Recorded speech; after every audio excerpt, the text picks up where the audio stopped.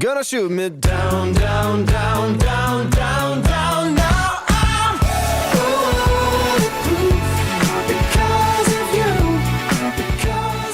you. Welcome to chapel up here in the courtroom. We got 4 chapels going on today, and we are with Miss Megan Almon today. Can you give her a good TKA welcome? She did a podcast with me this morning. She's brilliant, she's smart, and she's just a great person. And I'm not going to go through the whole list of things that Mr. Bartz wants to read. I'm just going to tell you what I know about her and talking with her recently. She, I believe, as we've talked, she used to work for what was called the C.S. Lewis Society, I believe, and which I think now is Apologetics Incorporated. So she is an apologist. So if you have apologetics questions, you are in the right place. Her husband works for Summit Ministries. I don't think any of you would have gone on Summit. It was the trip we did before Maven. Is there anyone in here who went on Maven somewhat recently? Okay. Similar to that as well. We did a podcast this morning for the Institute on Christ and culture, and she talked about culture in ways that I didn't even really think about before, in categories I wasn't used to. So and she specializes in bioethics, and I still don't know what that term means, but I think we're going to find out possibly today. So she's willing to do a Q&A with you guys, possibly, depending. So really, this is a great mind before you. I want to ask her questions, and so take what she says seriously, take notes if you want to, and jot down a good question if you want to as well. Megan Almon. Thanks, guys. Thank you. That was very kind. And so excited to be with you guys this morning. We are going to go through a few very practical things, I hope, for you, because this session is about leaving this place and going from here, wherever you're going from this place, and what you might encounter in the world around you, in the culture. Now, some of it you've been prepared for because I've met Dan, so I know that he is also a brilliant mind. So we're going to go through a little bit of that and then open it up to what you guys really want to know, probably, which I may or may not know. And I'm not afraid to say I don't know, but you can ask me what you'd like to ask me in a moment. I wanted to start with a quote from my favorite philosopher. His name is Blaise Pascal. He's from the 17th century. And he said, "When everything is moving at once, it's as if nothing is moving. It's like being on board of a cruise ship. When everyone is moving toward depravity, it's as if no one is moving, until one person stops and stands up the others by acting as a fixed point." See, Pascal lived at a time that wasn't so different from our time. It was a time when science really kind of ruled the day. There wasn't a lot going on in philosophy. There was under the surface. But Pascal was facing different things in his culture that look a little bit like what we're facing. People who don't really want to talk about faith. People who put that in a different category.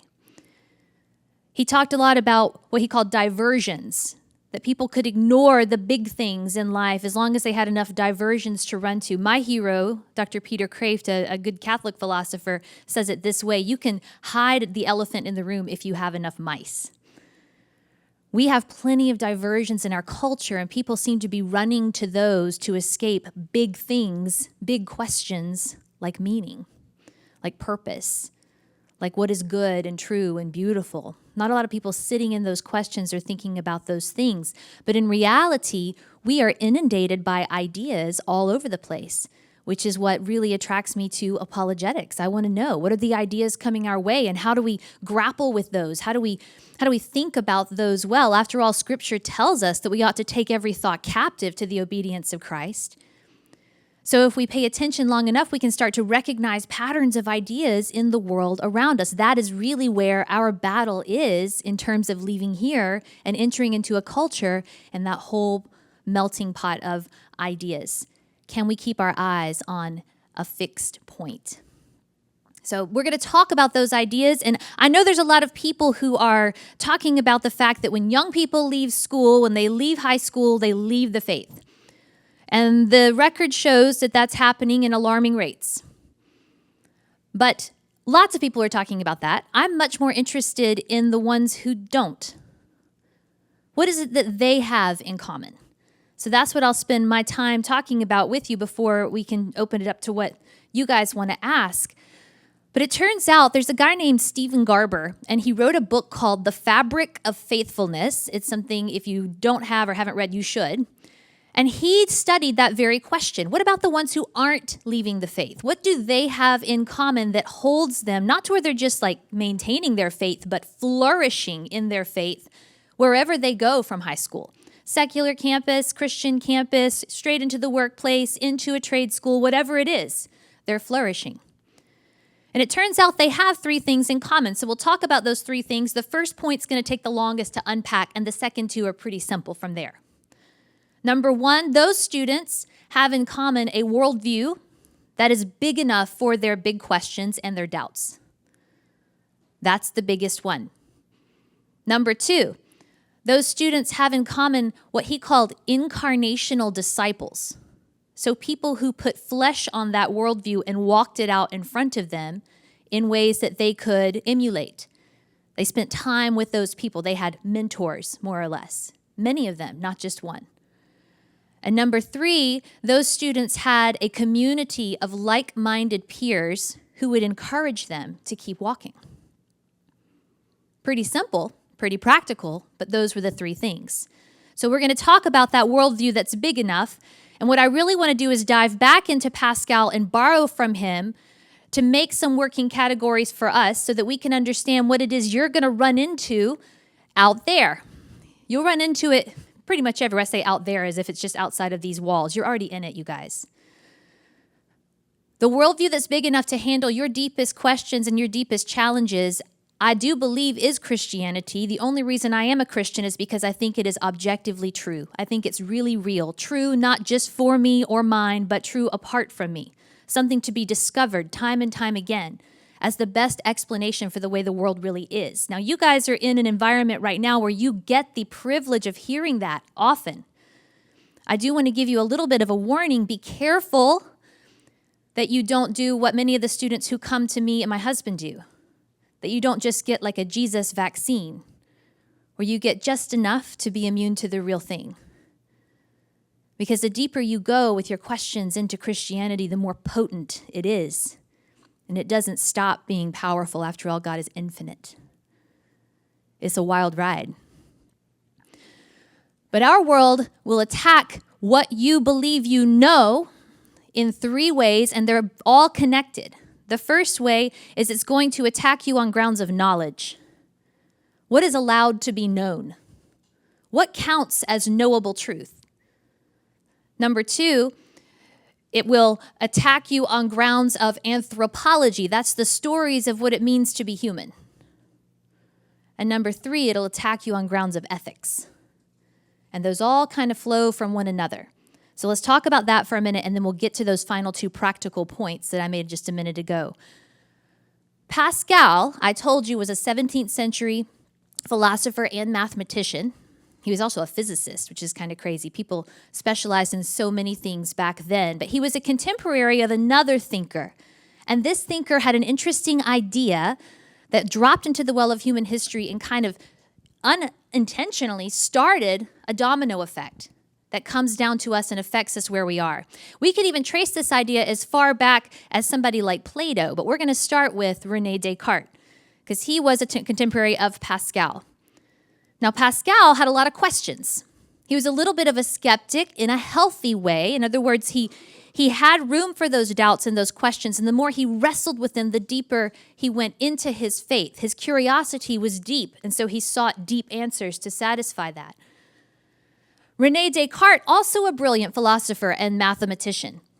And Descartes was at a time, like I said, when science was really ruling the day. There was a lot happening in the scientific world, many discoveries. In fact, the scientific method was being developed at that time. So the way they were studying the world, they were discovering all kinds of new things through this sharpened discipline that science had become.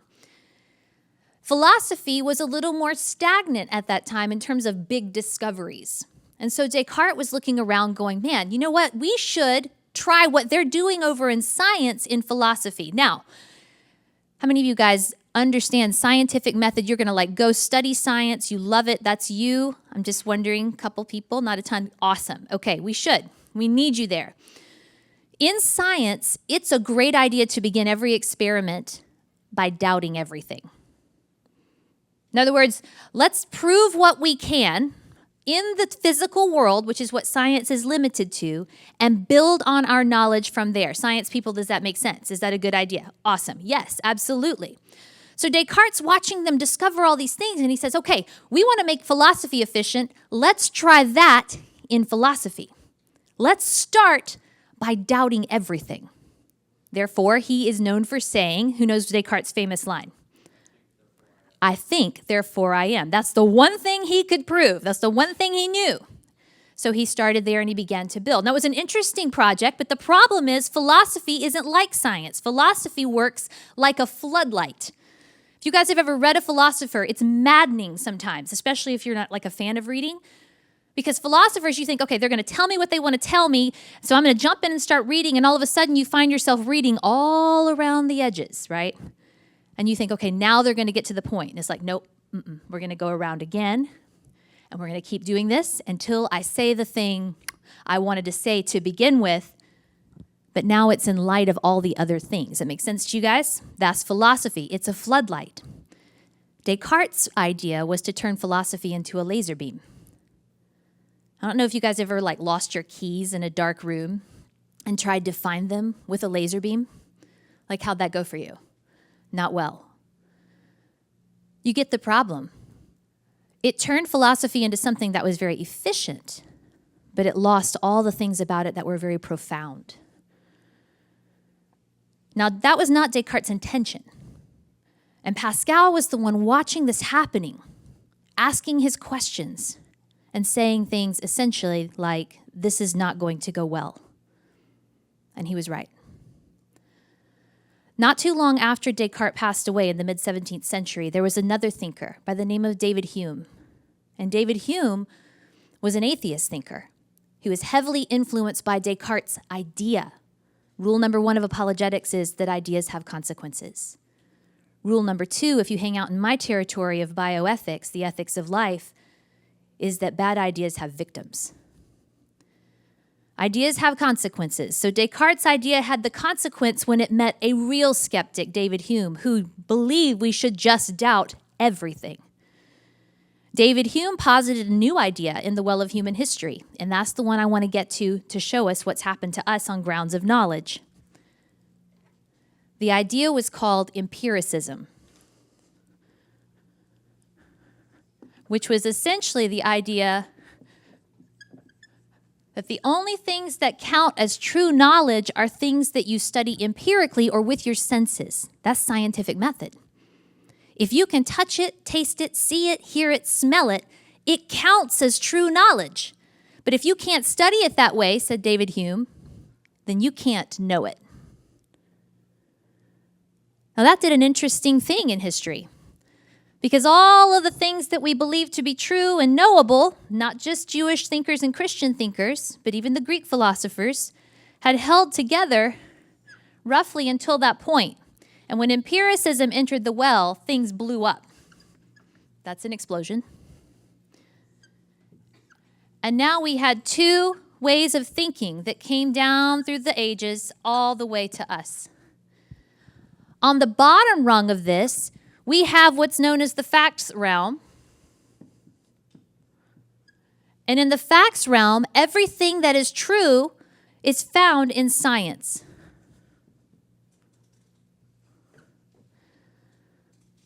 But if you can't study empirically, remember, David Hume said you can't know it. So what did that do to things like religion, morality, even values, like beauty? I can't really study morality with my fingertips. I can't taste it. So according to David Hume, those didn't count as true knowledge. They were thrown up here into the values realm. But the values were considered subjective. You guys heard that word before, subjective. Who can define that word for me? What does that mean? When something is subjective, what is it? Yes. Based entirely off of an individual's opinion. Yeah. The truthfulness of it is found within you, the subject. It's a matter of personal preference. You create subjective truths.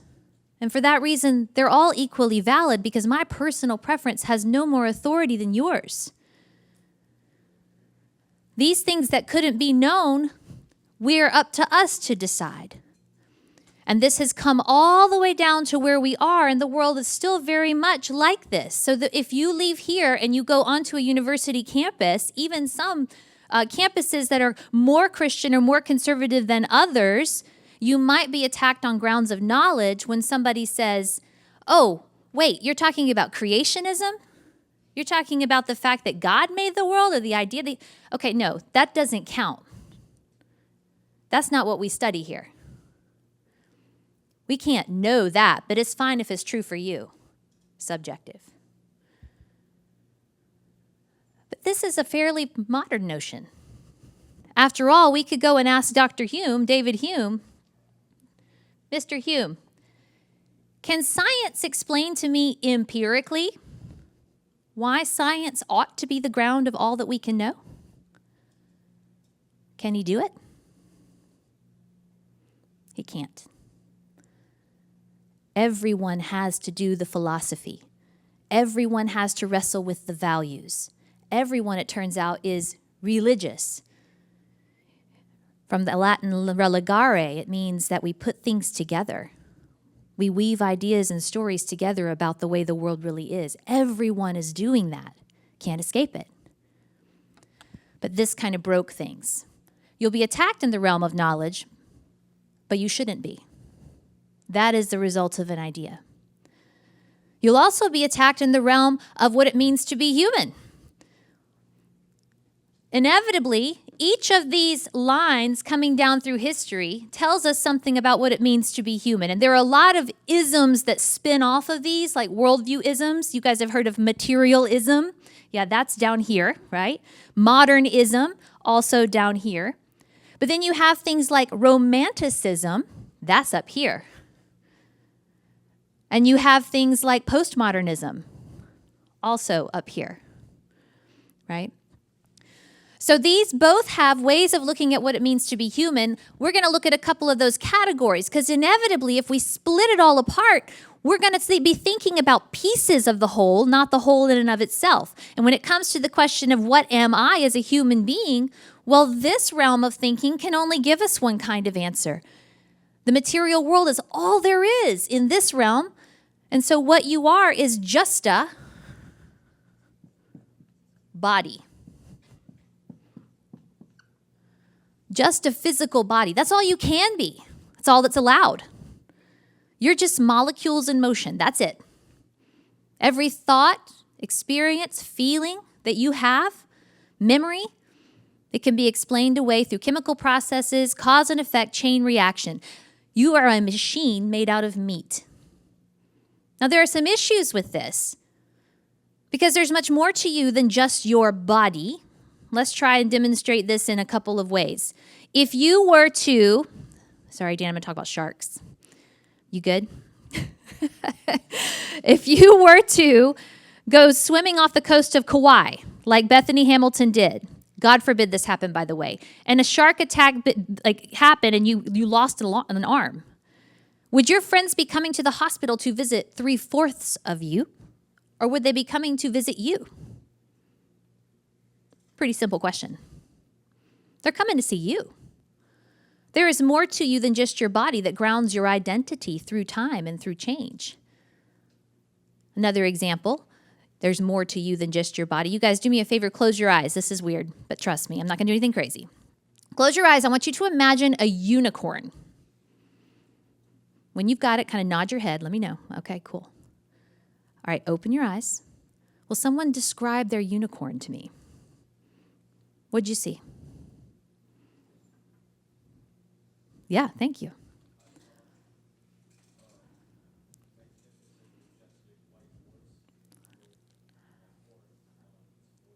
A magnificent, majestic white horse with a horn on its forehead. Yeah, pretty straightforward unicorn. Anybody's look different than that? Yeah. Bigger and fluffier unicorn. Cool. Okay. Anybody else? Did anybody's have wings? Yeah, cool. All right. I was told that's actually not a unicorn at another school. They corrected me on my mythological mistake. I did not know that. All that to say, everybody saw a unicorn. Am I right? When I asked you to imagine one. When that little thought experiment, was there a unicorn running around in between your ears? No, I hope not. Did your brain become a unicorn? It's an easy question, guys. Whoever said yes, we'll pray for you. No, your brain did not become a unicorn. But you saw one. So you're telling me that you were able to see it without your physical eyes. There is something more to you than just your body that grounds your identity through time and through change. You have a mind. The physicalist view of you can't be all there is. It's too small. Now, on the flip side of that, in the subjective values realm, often the view goes that you're not just a body, they reduce you in a different way. You're just a self. And by that self, it's talking about the immaterial part of you. You are your heart, a collection of your mind and your memories and your feelings. Your psyche might be a good descriptive word for this version of self. That's you. Now, your body on this view is reduced. It's not really part of you. It's more like a machine that the true self uses in order to gain satisfaction. So you can do to and with your body whatever you want on the just a self view. The formal name for this one is body-self dualism. Some would call it mind-body dualism. Goes all the way back to somebody like Descartes and even as far back as Plato. This one demonstrated best, I think, in the Disney movies that many of us grew up watching. Now, I'm not knocking Disney that badly. I actually really enjoy those movies. But how many of you have seen the cartoon Tarzan? You know what I'm talking about? Yeah, like the elephant looks questionable to me, like that one. So Tarzan in that movie, there's the scene in the film where he goes up to the water and he's looking down into the pond and he sees a reflection of himself and he's really upset because, newsflash, he doesn't look like everyone else, right? He's being raised by a family of apes. But he wants to be included. He wants to belong, very human thing. So he starts putting mud on his face to try and look like everyone else. And his ape mother, Kala, comes up behind him and she scoops him up. And she says, Tarzan, feel my heartbeat. And he does. She says, now feel yours. And he does. And she says, see, we are the same. And that's the part where I paused the movie when my kids were little. I'm like, pause it, pause it, pause it. Guys, okay, they're not the same. And my kids are like, Mom, we know. We know they're not the same. But it's like an occupational hazard when you live with somebody like me that we have to talk about it. Okay. Then she scoops him up and she says a very body self-dualist thing. She says, Tarzan, forget what you see. What do you feel? That's the way the body self-dualist would work. I can do what I want to and with my body as long as it brings me satisfaction, the true self, the me that there is. This one is the predominant view in our culture. Think about the stories that we hear. Think about the movies that we watch and the songs that we listen to and what they have to tell us about what it means to be human. Follow your heart. It's not all bad when it's checked by reason, when it makes sense to be at home in a body. With these competing views of what it means to be human, we're naturally going to clash when it comes to ethics. When we think about how we ought to live, and in bioethics, how we ought to treat other human beings, those questions are informed by a person's way of viewing the world, a person's worldview. And so when we come to something like ethics, thinking in either of these ways, the answer is going to be too small because the view of what it means to be human is too small. We think about something like the hookup culture that is all around us, this all-out worship of the idol of sex. Nobody's asking the question, what is it and what is it for? but just that it feels good. And after all, I can do to and with my body whatever I want if I'm this. And if I'm this, what does it even matter? The immaterial stuff, the whole like religion and morality, it's not real anyway. Too small. We think about the area that I spend the most time.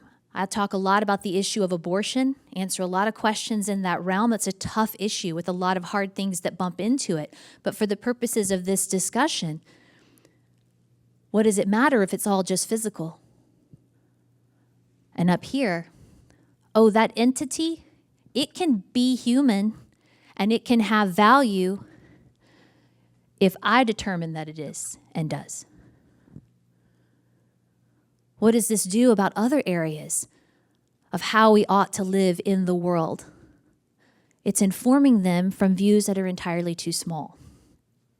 So as it turns out, when we attack knowledge, as David Hume did, and when we start to believe those things, no wonder things get really confusing really fast. The good news for us and this worldview is that Christianity never separated these things. Christianity never separated the science from the art. It never separated the math from the music, which is why you could listen to Johann Sebastian Bach.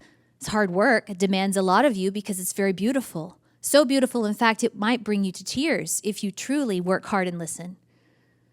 But computer programmers use Bach's music to write code because it's so mathematically perfect, as if it all came from the same source. Christianity never separated the body from the self or the body from the soul. It has said all along that you are body and soul, that your body is essentially part of you, and that what you do to and with it actually does affect you, so it does matter. But by the way, is explaining the statistics that we're seeing rolling out of a culture that's looking for satisfaction in these things and cannot find it. The worldview is big enough to answer the biggest questions and satisfy the curiosity. It will hold up, and not because it's just yours, because it's true. The second thing those students had in common were incarnational disciples. Those are mentors. You guys need mentors. You need more than one mentor, lots of them.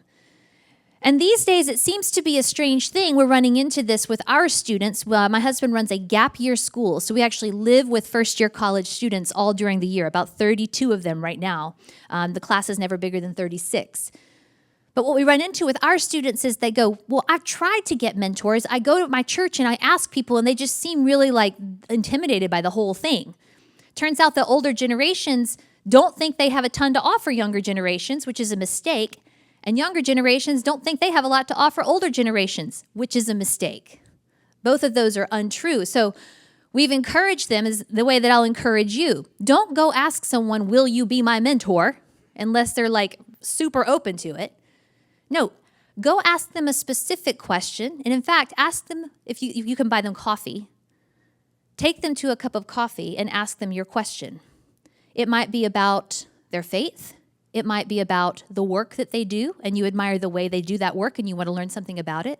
It might be about their family and what their family is like, the way that they parent, the way their marriage is, whatever it is that you want to learn from them. Say, hey, I'd really like to ask you about this thing. Can I take you to coffee? Then pay for the coffee, as long as you can. That'd be good. Thank them for their time, and ask them a second question. Can I meet you again in a couple weeks? I have another question for you. And if you do that enough, you guys, before you know it, you have a mentor. And you've tricked them into it. They didn't even know. But do that. Wherever you go, find someone who's living it out in the way that you want to. And make a pest of yourself in the best possible way. Be around them. Spend time with them. The third thing you need is that like-minded community.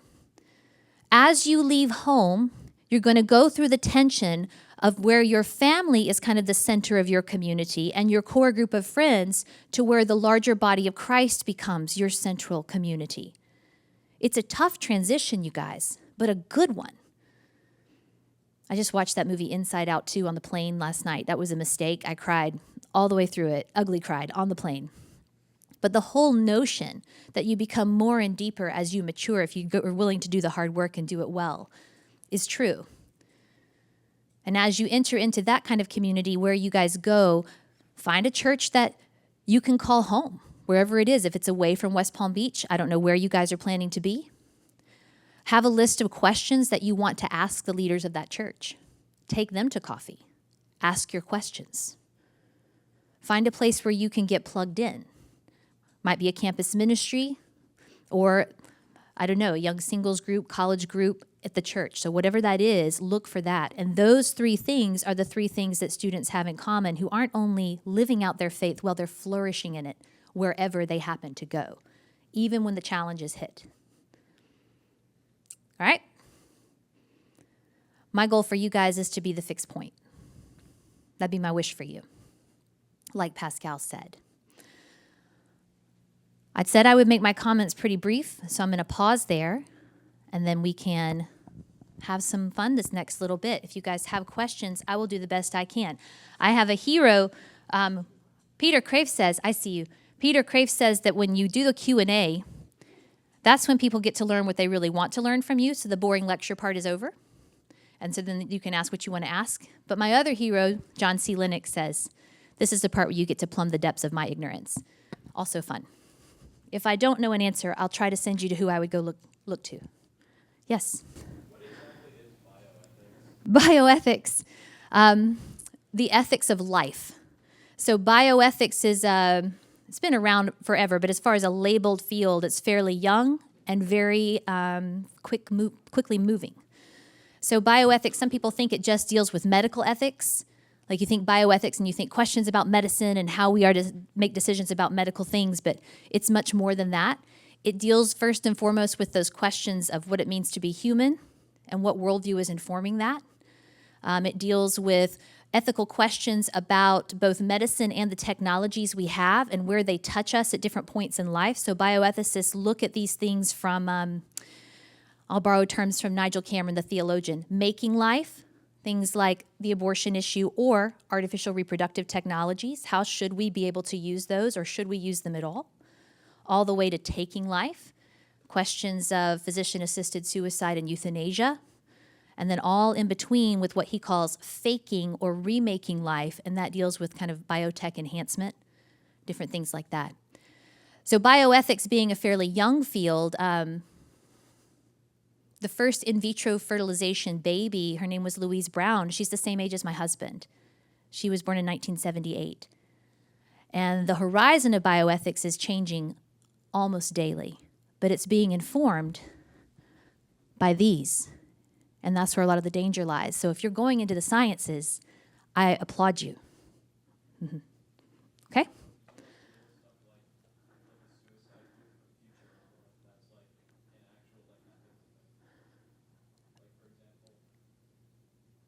Say that I heard suicide, and that's all. So tell me again what you said. I'm sorry. Right. Yeah, that would be a bioethics question. Mm-hmm. Yeah. Thanks. All right. So many here, and then we'll jump around. I've been working with Mr. Stewart recently, but we haven't found a perfect answer. But why would the Godhead, so God the Father, the Holy Spirit, and Jesus, prior to creation, why create? Why create? Like I'm going to have a perfect answer?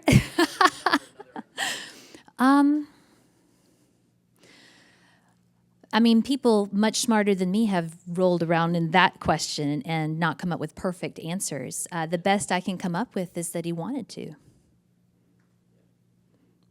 And that's what I got. But it's just I just feel like that could almost demand more sustenance to that. Sure. Yeah. Yeah, I think there's mystery in that, and I think mystery is okay. Mystery is not the same as a contradiction, right? And that's comforting to me. Mystery means I don't have all the information yet, so we'll ask him, right? But what a wonderful question to sit in. Philosophers dedicate their lives to questions like that and never reach the end of them. Sometimes it's because the mystery of the question is wrapped up a little bit in us, And we can't fully explain ourselves. You can't step outside of yourself and then make yourself an object to study under a microscope, right? So mystery is kind of inevitable in some of that. But what a good question. He wanted to is what I come back to, and then I just kind of revel in that. And it brings about awe and wonder, which maybe it's supposed to. I know he didn't need to, so I'm left with the other. Good. Yes, and I see. So I know you mentioned abortion, and like you have a lot of conversations about that. Yeah, If you were talking to a pro-abortion or pro-choice person, sure. what would that conversation kind of look like? Good question. If I were talking to someone in the abortion issue who was pro-choice or thought differently than me, what would the conversation look like? Well, I can tell you what my argument would be in my mind. So maybe in a second I'll go through that briefly, but the conversation would look a lot like questions. I would want to know why they stand where they stand. I would want to know what they mean by the word choice. I would want to know, really I'd want to know their reasons for being pro-choice, because sometimes it doesn't have a lot to do with my intellectual arguments. It has a lot to do with their experience. Either they had a brush with abortion, or someone close to them did. I've met students whose moms or best friends have had abortions, or guys who paid for them, or whatever, right? So I want to know, why are you there? And then that'll be my starting point. Now, the pro-life argument, very briefly, it could be unpacked a lot, right? But if somebody asked me, Megan, why are you pro-life? I'd have to say, I'm pro-life because the science of embryology tells me that from the moment of conception, you and I were living, distinct, whole human beings.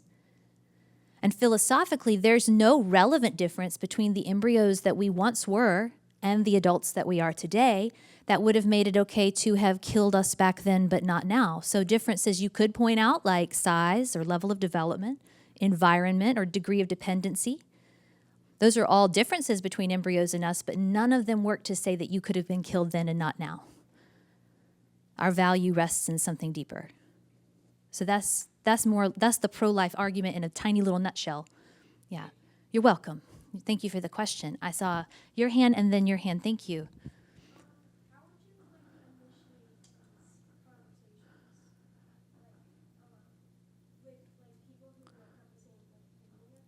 Yeah.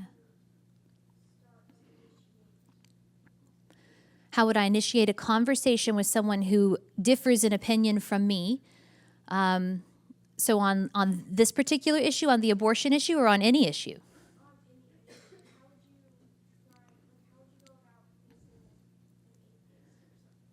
How would I go about convincing an atheist?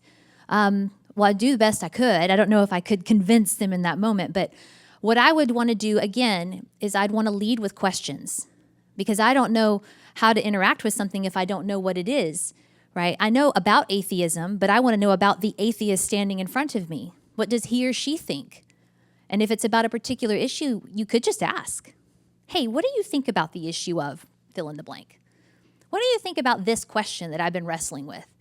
And see what they say. People love to be asked questions. You probably like to be asked about yourself and what you think. It's flattering, it's respectful, and it's not threatening. And so anytime I'm talking with someone who I think might disagree with, we might agree on more than I think we do, right? But I got to learn that. So I want to ask them good questions about what they believe, about why they believe it, and then I'll interact with it as we go. On particular issues, I want to know what I think. So it's important that I have asked myself those questions already, so I might have something to offer. But that's typically how I would initiate a conversation, is just wanting to know. Guys, if Christianity is true, and I think that it is, in the real way, like the objective sense, then you come from a position of great strength in conversations, even if you don't know all the answers. It was never our job to know all the answers. I certainly don't. But I know enough to believe that it's true. And the more I learn about it, the more it tells me that it is. The bigger my questions are, the deeper I'm taken. And that's a good thing. So that gives me great confidence in conversations. I don't feel like shaky. But you guys know that's a big deal when it comes to the subjective-objective difference. If truth is subjective, as our culture tends to think it is, particularly religious and moral truth and values, If those are subjective, as this ancient or not so old idea tells us that it might be, it's not. But the results of this idea put us there. If it really is that way, then it's up to me. It's mine. So no wonder people get offended when you ask them about their beliefs and they don't agree with you. They think it's theirs. They feel personally attacked. But for you guys, we know that it's not that. It's not a subjective thing. When I talk about religion or morality or values, I'm not talking about my personal preferences. I'm making a statement about reality. That's the same thing as making a mathematical statement or spouting a scientific fact or whatever it is. It could be true or false. It could be right or wrong, and I should have evidence to bring to the table. That actually puts me on really humble footing, but it also means that when somebody attacks my view, I don't have to get upset with them. It's not about me. It's not mine. I get to just come alongside and go, hey, let's look at it and see what we discover. And so that gives you great confidence. I hope that was helpful. Kind of just spun off there. I saw your hand a minute ago, and then we'll come to your neighbor. Yeah.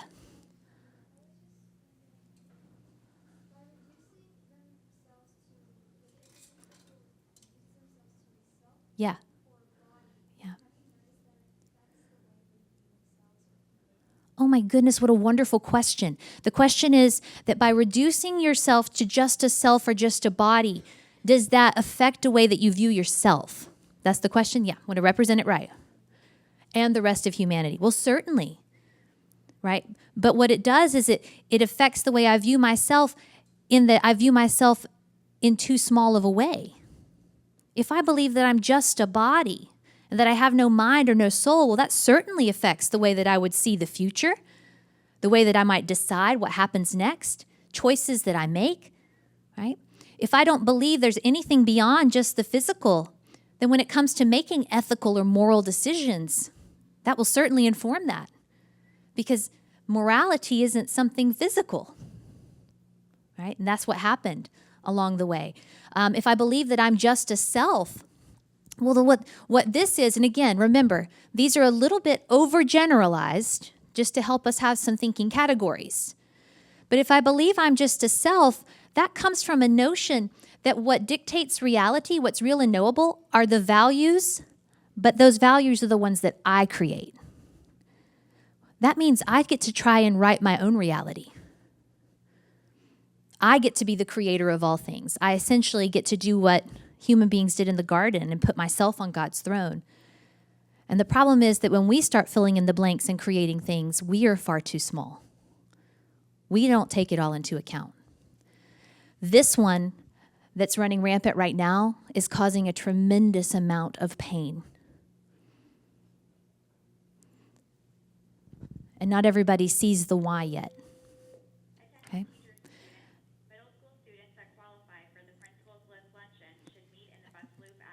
You guys aren't middle school students, right? Okay.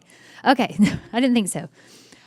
Does that make sense? So it definitely views the way I would view myself in too small a way, and thus my neighbors in too small a way, and that would inform the way I make decisions. This is huge right now. Thank you. Okay, I said I would come to you, and then I just saw like red and black, and I'm like, yes, because I was a Georgia Bulldog. I'm sorry. And I thought, oh, maybe, but you're not. It's fine. Yes. Incarnational discipleship. So yes, incarnate, right, to put flesh on. And discipleship would be somebody who's walking with Jesus. So someone who is embodying what it looks like to walk with Jesus, who's a little farther along than me, or maybe someone my own age who's doing it well. I just want to put myself around people like that so I can learn from them. Yeah, sure.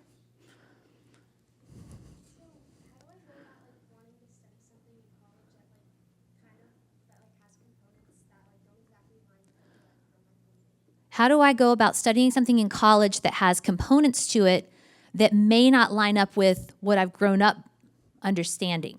I'm guessing you might be going into a secular environment to study something. I can think about things like psychology might look a little bit like that in a secular environment because it deals with these human questions. But if it's coming from either one of these, it's going to be too small of an explanation, though very helpful. It will have many true things to teach you, right? I would say that you go in doing several things. The podcast this morning, we talked about the book of Daniel and the way that Daniel went from Judah into Babylon. And because he already understood who God was and that he was sovereign over all, not only all of history, but over Daniel's personal history, he had really set God apart as holy already. And that's what Peter tells us to do in 1 Peter 3:15 and 16, where he says, always be ready to offer reasons for the hope that's within you. That word reasons comes from the Greek apologia, which is where we get apologetics. And he says to do that with gentleness and respect. And the verse just prior to that, he says the same thing, to set Christ apart as holy. So when we keep our eyes on that fixed point, that allows you to navigate in things like a field where you may be learning from a worldview that's a little too small and going, well, okay, I want to learn all that I can because these are true and good and helpful things, but there's more to the story than that. And so that's where those incarnational disciples and that community is going to be really handy for you, and even being in touch with your teachers and your leaders here. Because I don't think you just cut ties once you leave. Seems like you got some great people around you. So just have your good questions and have someone you can ask them of. Maybe someone who's walked that field and has flourished in their faith would be a good mentor for you. I don't know what the field is, but yeah. Yes, sir.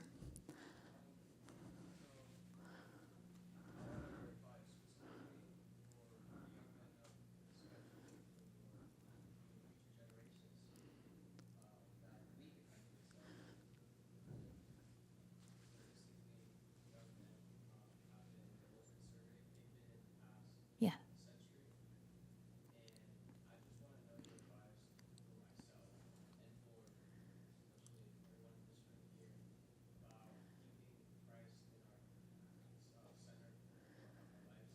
Yeah.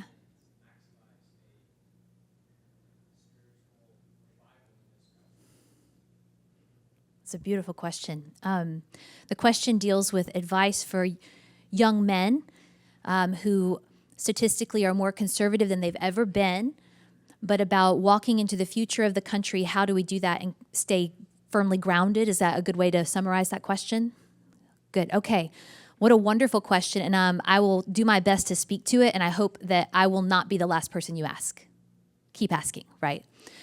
I think that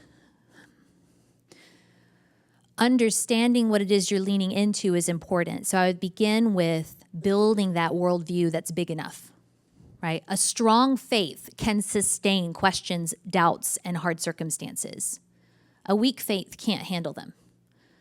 And so keep cultivating those things. And by doing, and what I mean that there, the first way to do that is ask your questions to trusted people, right, who can help you wrestle through them and build that foundation.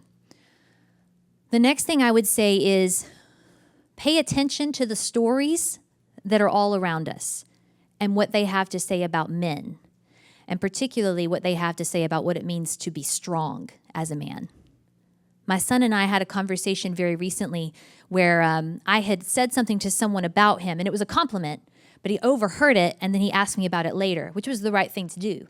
But I had talked about him being very sensitive. And he took that word and ran with it, and he wanted to know, what do you mean by, and you said I was sensitive? And I said, oh, okay, you heard that in a way that rubbed wrong, because he's adopted a certain idea of what strength is. Now, he's 12, right?